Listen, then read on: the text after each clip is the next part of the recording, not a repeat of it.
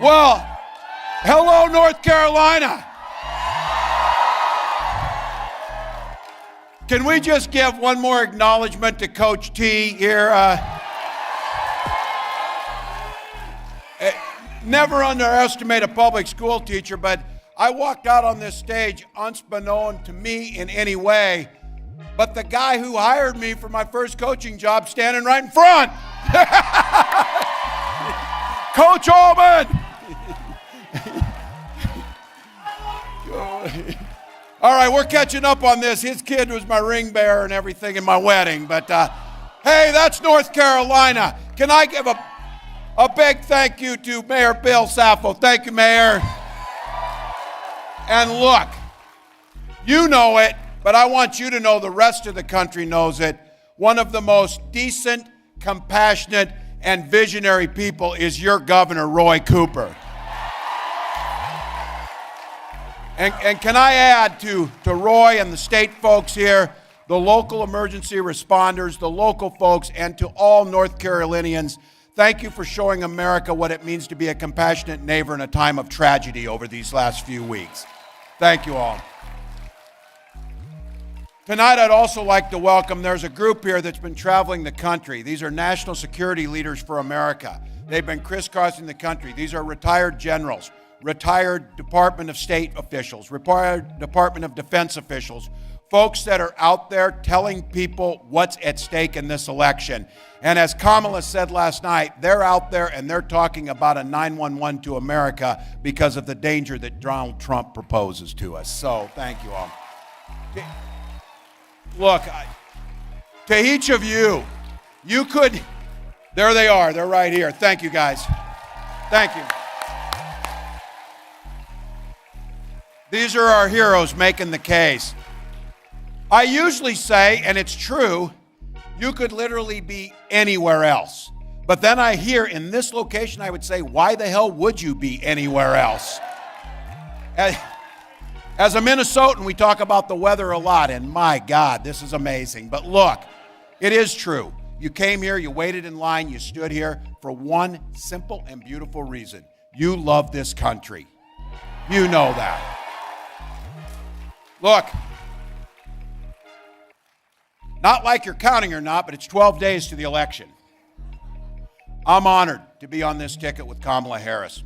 Our team is running like everything's on the line, mainly because everything's on the line.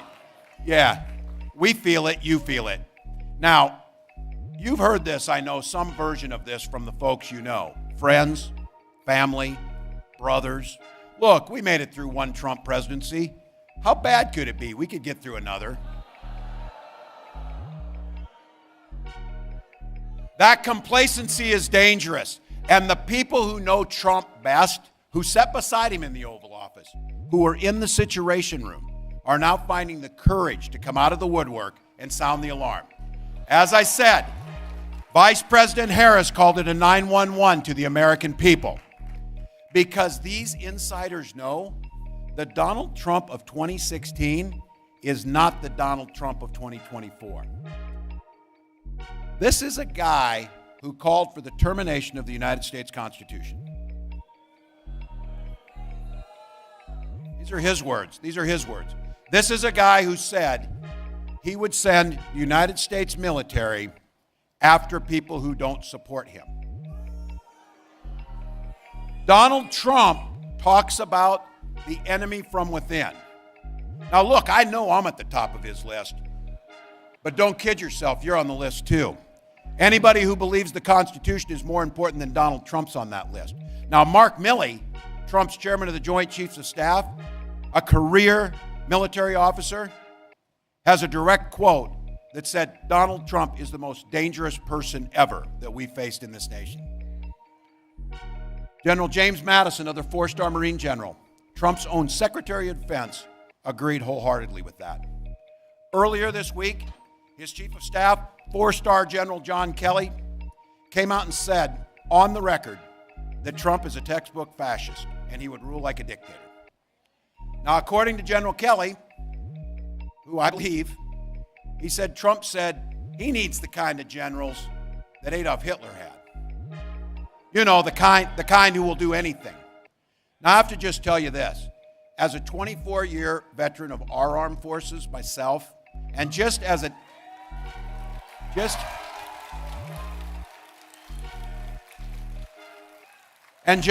American, that makes me sick as hell to hear him say that. Now look, you don't have to take John Kelly's words, you don't have to take Mattis's words or Mark Milley's word for it, our National Security Advisor John Bolton's word for it, our National Security Advisor H.R. McMaster's word for it, or Defense Secretary Mark Esper's word for it, or even Vice President Mike Pence's word for it. We can just take Trump's own words. When he says he wants to be a dictator on day one of his presidency, he's not just saying it, he's promising it. I've been saying it, and I think you feel it. You've seen it over the last few weeks. Hell, we've seen it over the last 9 years, but certainly the last few weeks. This is a straight-up descent into madness in front of us, and he's repeatedly talking about it. He's talking about shutting down media outlets that he doesn't like, seizing total control of the Department of Justice, installing his loyalists to run the military. He wants to weaponize our democratic institutions against you, the American people. Sure the hell against me. But it's against anyone who disagrees with him. That's what he's trying to do. Folks, this time there's no guardrails around him. They're totally gone. It's Trump's Supreme Court. They've effectively given him total immunity. He can do whatever he wants. If he's elected again, he'd have the chance to appoint 3 more justices. They will make decisions not just for the next 4 years, but for the next 40 years over your children's and grandchildren's lives. And Lord knows there's not one damn Republican in Congress that's got a damn spine to stand up to him, and they won't.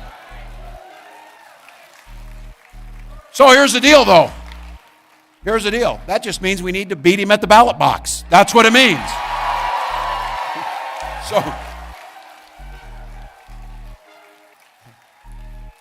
I'm prone to optimism.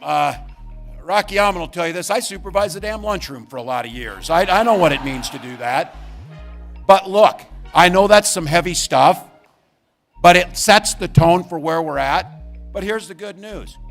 We fix all that, ensuring that Donald Trump never gets near the Oval Office again, and Kamala Harris becomes our next president.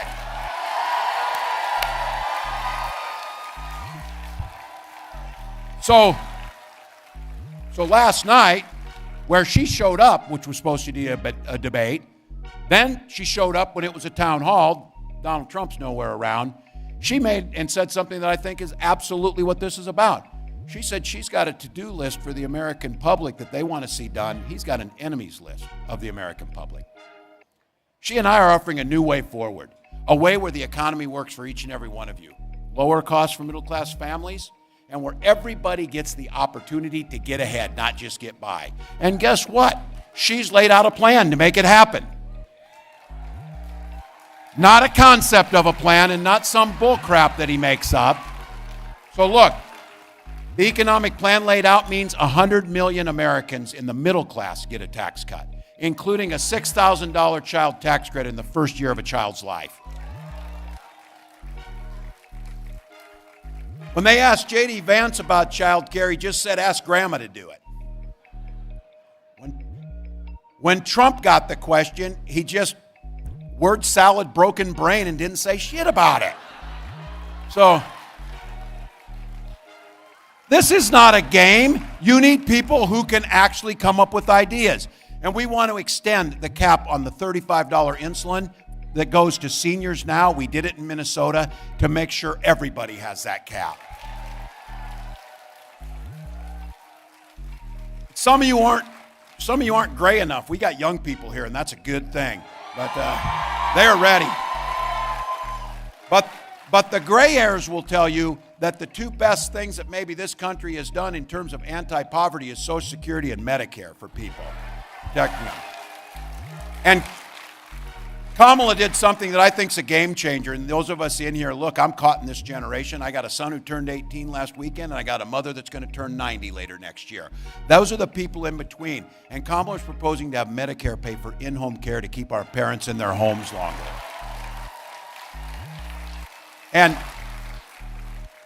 And we've waited too damn long. Why does Medicare not pay for glasses and hearing aids? She's proposed we do that.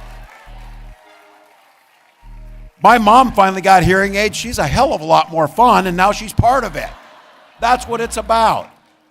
And look, a new report came out. Trump's proposals, you know what they are. Bankrupt Social Security in the next 6 years. We paid into that, damn it. You know, look, I get it. From his perspective, what's he care about Social Security? Sit down at Mar-a-Lago, you don't do crap, don't pay taxes yourself. He doesn't care if the Social Security check arrives. My mom cares because it pays for her food and her heat. That's how this works. And you know, and you heard him say, going after the Affordable Care Act. Again, this was fun. The other day I was in Madison, Wisconsin, with a guy who knows a little bit about Obamacare, Obama, and Donald Trump's out there trying to pretend like he was the savior of this thing. Look, we know that he wants to strip away that protection, and for those of us in here, that means going back to where if you had a pre-existing condition, you couldn't get covered. That is outrageous. That is outrageous. He tried 60 times, and if it wasn't for the courage of John McCain, he would have taken our health care.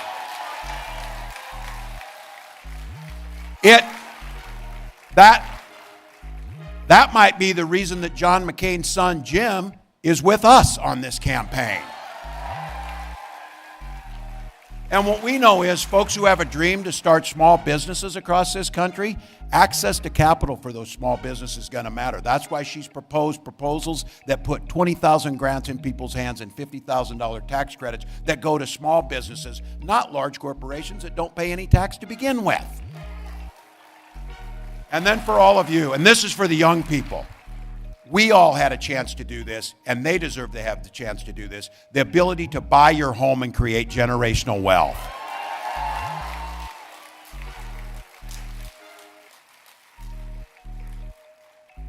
Yeah, Donald Trump and J.D. Vance, they got a plan too. They want to give it to their overlords, the billionaire friends like Elon Musk. I did a very Midwestern euphemism the other day when I was talking about Elon being Donald Trump's running mate and jumping around like a dipshit on stage. And it popped out. And a lot of people, I did not know this. Some people in parts of the country don't know what that is. Trust me, it's what he is. That's what you know. So look, more tax cuts for the wealthy. The Trump sales tax. This isn't me saying this. This is the economist saying it. His tariffs would add about $4,000 to each family's bill by adding a tax. Once again, what's he care? He goes into a supermarket, which you know the last time was like 1985. He gives $100 to a woman who's paying for her groceries and things like that. I was thinking this. I just think he has to give money to any woman around him to pay off the, where it is. So might be where it's coming. Now I also know there's some people in this beautiful crowd tonight, because we know it, that are independents and Republicans, and they know. You remember a time when the Republican Party actually, when they talked about freedom, they actually meant it?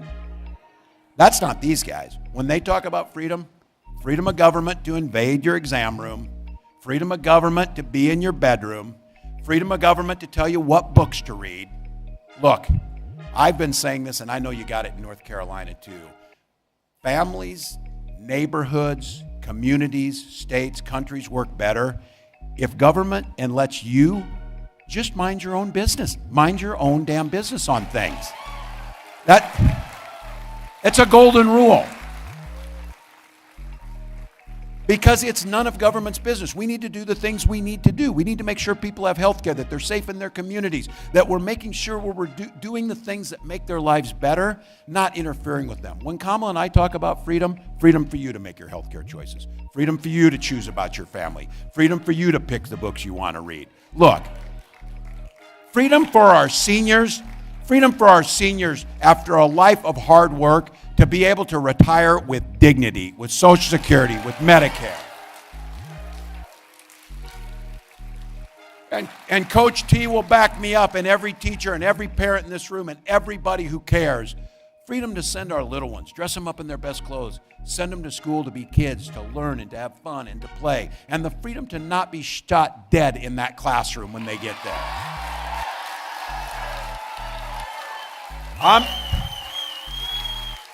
None of us here. I know there's a lot of you here I know there's a lot of you who are just like me. I know guns. I'm a veteran. I'm a hunter. I'm a gun owner. Kamala is a gun owner. Owning guns doesn't mean you can't be for common sense solutions to keep our kids from being shot.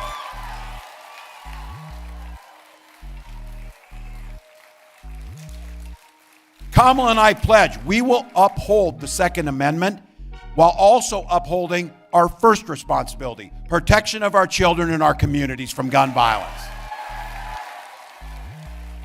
Again, you know, they're coming for your guns, they're doing that. Look at how interesting is it, and that interesting is used in a Minnesota way here, how interesting is it that the Democratic ticket, both of us are gun owners, and the Republican nominee can't pass a background check? Cannot. You, all of you out there listening, you go into Bass Pro Shop, put that gun up there, fill out the form, and when it comes back with 34 felony convictions, they throw your ass out of Bass Pro Shop. That's what they do. You don't get the gun. Let me just for a minute talk to all the men that are here, and I'm glad that you're here on this. Look, Kamala doesn't talk about it, but it is damn past time we just quit talking about the cracks in the glass ceiling and tear the damn thing down and have Madam President. Tear it down. And I say that for many reasons. First and foremost to the men here. Think about the women in your lives, those that you love, daughters, wives, moms, neighbors. Their lives are literally at stake in this election. That's what this vote means. We've seen what they've done. Donald Trump appointed those Supreme Court justices. They repealed Roe versus Wade. He brags about it. He's glad that my daughter, your daughters, are the women in our lives now have fewer rights than their mothers and grandmothers did. 20 states, including North Carolina, now have Trump abortion ban, which he says is a beautiful thing. Beautiful thing. You're seeing it. Women being denied care when they go to the ER because there's a problem with their pregnancy, having miscarriages in parking lots. Yesterday, I had the privilege of sitting down with a name that people know now, and she should have never had her name be put out there, but her courage because of what they did to her, Hadley Duvall, at the time a 12-year-old in Kentucky who was raped and impregnated by her stepfather. And these guys, J.D. Vance said, no exceptions for rape, incest, and he said, two wrongs don't make a right. Let me just tell you this. What happened to Hadley Duvall, there's not one damn thing right about that in any way, shape, or form. But you think they're stopping? They're talking about now closing the doors on fertility clinics. And I say this too, I don't want to have to talk about, you don't want to hear me talk about my personal life. That's not what we do. I do say this though, you don't want me to give you a sermon, but you should expect us to try and live one. And on this issue of fertility treatments, my wife and I tried for years to have children. Thank God we had insurance. Thank God we had the Mayo Clinic in Minnesota. And because of that, we were able to have our beautiful daughter, Hope. That's yes. And I'll be damned if anybody in this country should be denied to have their family that they want, certainly by Donald Trump and J.D. Vance. Look, we're going to win the Congress, we're going to hold that Senate, and we're going to let Kamala Harris restore Roe versus Wade to the way it should be. She will sign the law. All right. 12 days. We're the underdogs. You knew this. We're going to leave it all on the field. Coach T's know this. I'm not going to go without this. We got the ball, though, people. We got the ball. The momentum's with us. You're here. We're doing the things that happen. North Carolina has one-stop early voting where you can register to vote and cast your vote in one visit. Hopefully we do that. Could I ask, how many have already voted? I asked yesterday, I cast my vote, and I took my recently turned 18-year-old son, Gus, and he cast his first vote. Now look, Not everybody's as responsible or putting things in order. You know why? Because people are busy. They're working. They've got extra jobs. They're trying to figure out how to get things done. They're trying to pay the bills. So this is at a time when it goes door to door, phone call to phone call, door knock on there, and get people out to vote. That's what it takes. Look, it is going to come down to the battleground states. It is going to come down to the battleground states. Probably none more important than North Carolina. One or two votes per precinct will be enough to win this thing. Now, we got multiple paths. I say this. I was asking the other day, we were talking about Georgia, and I said, how many votes did we win Georgia by the last time? And somebody said, I don't know, ask Trump. He was trying to find those votes. About 11,000. I want to win by more than 11,400 votes, but tell me this. How aligned would the universe be bending towards justice if we win Georgia by one vote and it's Jimmy Carter's vote? There we go. There we go. If you got a buck or two, chip in at KamalaHarris.com. All these rallies, all these door knocks, all these phone calls, all the money that people donate to this, all comes down to translating and turning those efforts into a very simple little sticker that we need to put on more people. I voted. I voted. That's what we need to do. So look, you could have been doing something else. Hell, you could be going to watch the Vikings play on TV tonight. Yeah. Give me my moment. Give me my moment on this one. But you didn't. You came here. That's my guy. We are here because we believe in the promise of this country. We have been given a gift. Billions of people around the world could not imagine the ability to, as free people, gather to chart the direction that we want to go. Now, we know the other side, they don't quite see things that way. They want to pass laws making it illegal to give somebody a bottle of water in Georgia if they're voting, or try and take away somebody's vote, or demonize their neighbor, or run nasty ads at the end of this. Well, that's not who we are. We are eternal optimists. We believe in this country. We believe in the promise. We believe in our neighbors. We just got to go out there and fight for it. And as the next president of the United States says, and you see it up here, in these last 12 days, we're going to modify that a little bit. When we vote, let's elect Kamala Harris, the next president of the United States.